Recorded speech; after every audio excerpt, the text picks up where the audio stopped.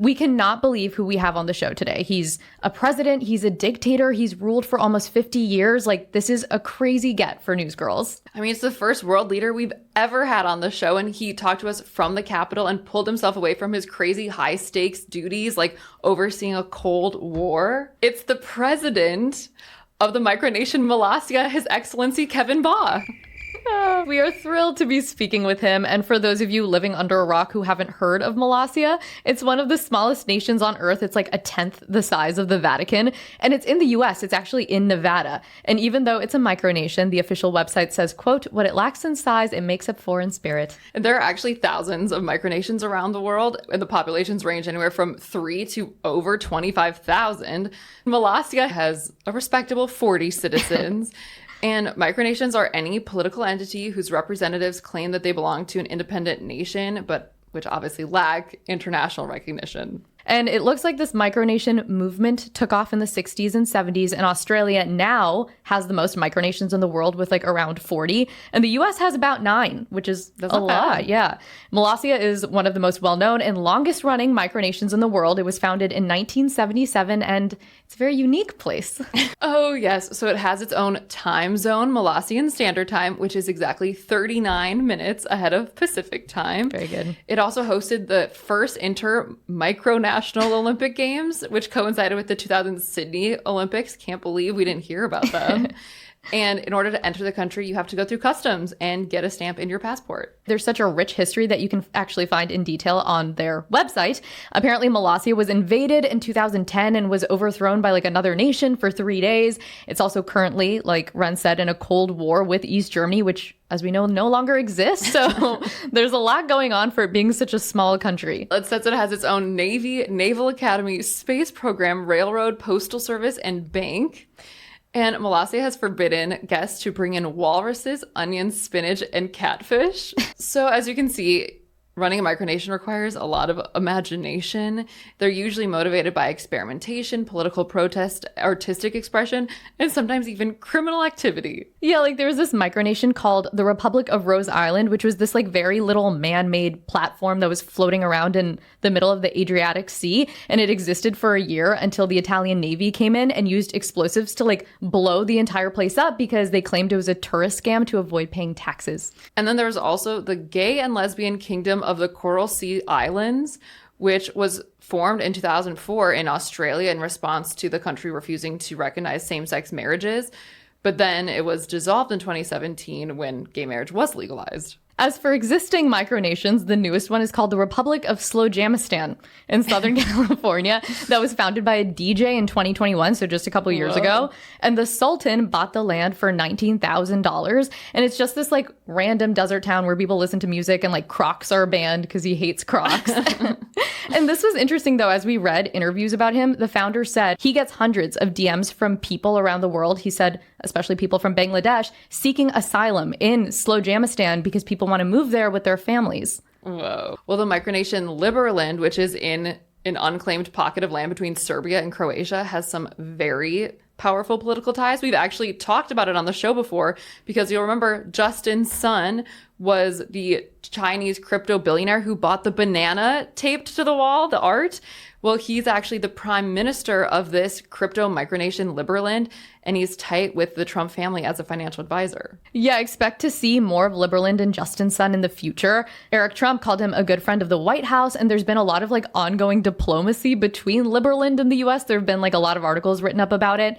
And what makes Liberland really unique is that it has its own national blockchain, and it only uses its own 2 crypto coins as currency there. And that's cool, but I don't think it's as cool as Molossia's Valora, which is tied to the price of the Pillsbury chocolate chip cookie dough. So if you want, you can use cookie dough to pay for things in Molossia. So smart.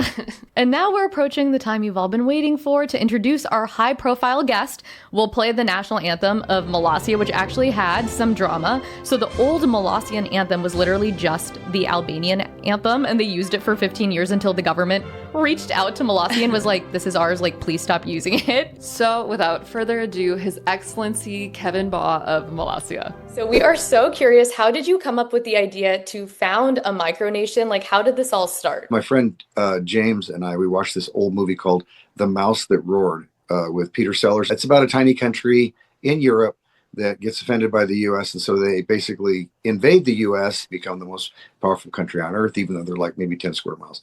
And we're really struck by the imagination and creativity of that movie, of that story. And so we decided to start our own country. James was the king and I was the prime minister. That's right.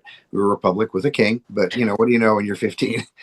James moved on to other things, but I stayed with the idea and we've been going strong here ever since. Yeah. And how did you end up settling on Molossia? Molossia is an adaptation of the Hawaiian word maluhia, which means peace and harmony. Oh, that's nice. All about here. Yeah. We also are interested in how you settled on the flag. For people who haven't seen it, it's made up of 3 horizontal stripes, so blue, white, and green. A lot of micronations will create their own flags, and they have cool fancy designs and everything. But it's going to be at least $100, if not more. And of course, if we had to replace a flag at $100 a pop, so I decided to go with a commercially available one. Actually, our flag is very similar to the flag of the nation of Sierra Leone. We noticed. Turned upside down. Yeah.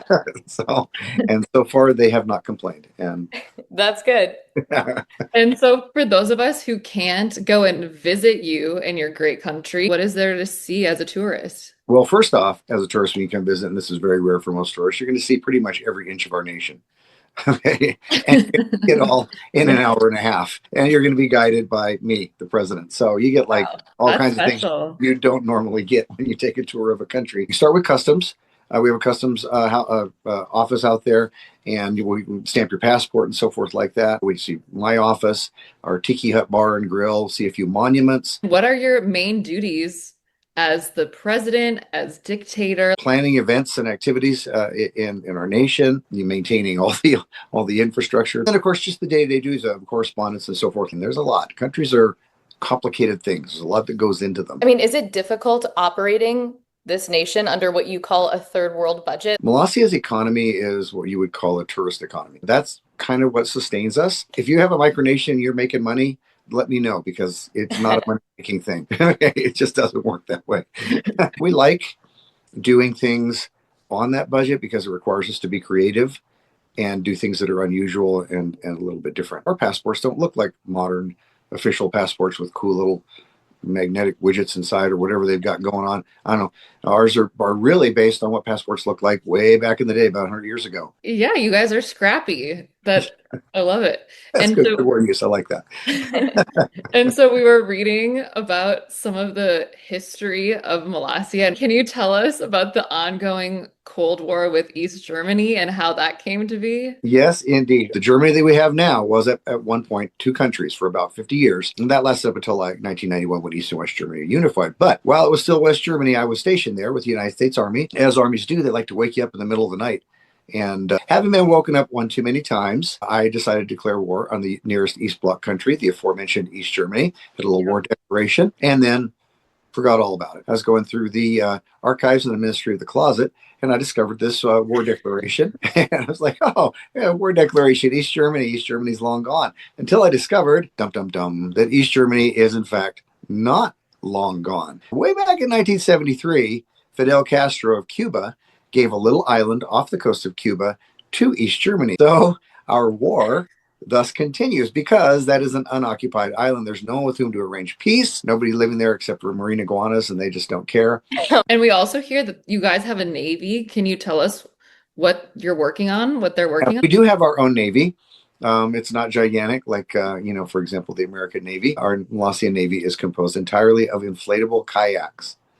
Because we are a small country and there's not a lot of room to, store an entire battleship or something here. We have come across some of the interesting rules that you have in Molossia. We read about the ban on walruses, onions, spinach, and catfish. So can you tell us about that? Why did that become a law? What happens if you break the law? Okay, so let's break it down here. Onions, I have hated onions since I can't even remember. So again, being the dictator, I can ban onions, and I have banned onions. So don't be bringing that stuff into Molossia.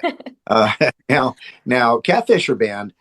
We were going to be in a magazine called FHM. I was going to do an article about Molossia, but they bumped the article in favor of an article about guys who catch catfish with their hands. So we ban catfish. It's really easy to ban something that you don't actually have.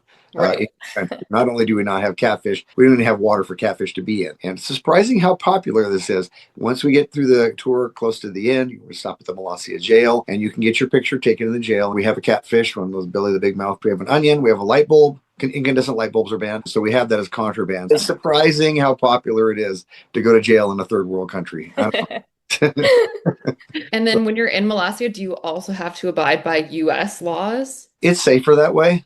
But the U.S. is gigantic and sometimes grouchy. Gotta be smart. We actually get that question from some of our younger micronationalists. Can I lower the drinking laws? Oh, no. Very popular topic. And the answer, of course, is no. Did you have to fill out any like paperwork or anything? We're curious because like what is the difference between a micronation and like a really small country? Yeah, this is a really fine point. First off, there is no paperwork. There's no official process to go through or anything like that. The countries don't willingly give up their territory for pretty much anything. And the same thing goes with recognition as sovereign by other nations. You got like a Christmas card from Obama? Yeah, That's absolutely. like a big step towards recognition. Yeah, it really is. Funny thing about that. Okay, addressed to President Baugh, Republic of Molossia, from President Obama in the mentioned United States. And I guess last question, what is next for your great nation? Well, we want to develop the space program a little bit more. Yeah, that's nice. Come spring, we might actually build an actual rocket ship. So we'll have to see, but no promises though, because you never know how the national budget's going to go, and going into outer spaces and can be kind of a secondary thing if your country is otherwise falling apart.